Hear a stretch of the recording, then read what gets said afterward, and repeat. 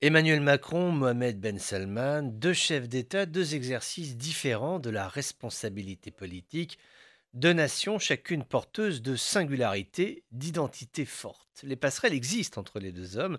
L'âge d'abord, le jeune âge de MBS et celui de Emmanuel Macron, qui sont arrivés aux affaires en pleine aptitude à la gouvernance. Ce n'est pas le schéma du politicien qui, après 40 ans de carrière parlementaire, se hisse péniblement au pouvoir. Là, nous avons affaire à d'authentiques facteurs de dynamisme. C'est intéressant car la France et l'Arabie saoudite sont deux pays tenus de se réformer. Pour Paris, repenser son modèle social, gagner en mordant d'un point de vue économique, rajeunir le statut des fonctionnaires, ce qui nous vaut les grèves actuelles.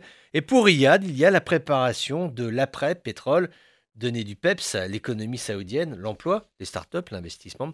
Et puis tu as les réformes sociétales, notamment le droit des femmes, avec des avancées significatives. Même si les deux pays sont très différents, il y a une difficulté commune qui est pour le chef d'État d'incarner un train de réforme, être celui qui initie, qui a la vision, avec cependant le défi d'être compris par les siens. Tu ne peux pas aller trop loin, trop vite. Le peuple non seulement doit suivre, mais être une force d'accompagnement.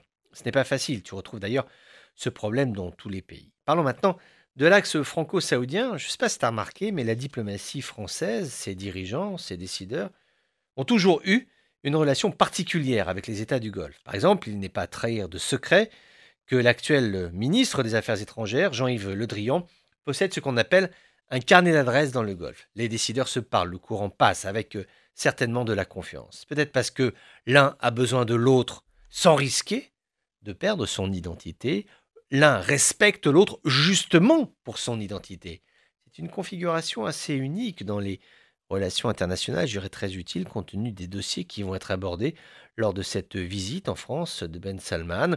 Ce sont des dossiers qui ne sont pas simples, hein, la relation avec l'Iran, le corridor chiite, le Liban, la Syrie de l'après-Daesh, avec ce triptyque Russie, Turquie, Iran, qui n'est pas des plus solides, mais qui pour l'instant a la main. Il est important que les deux pays se parlent et échangent sur ces questions, deux États moteurs de leur sphère géographique respective, ici le Golfe et là l'Union européenne.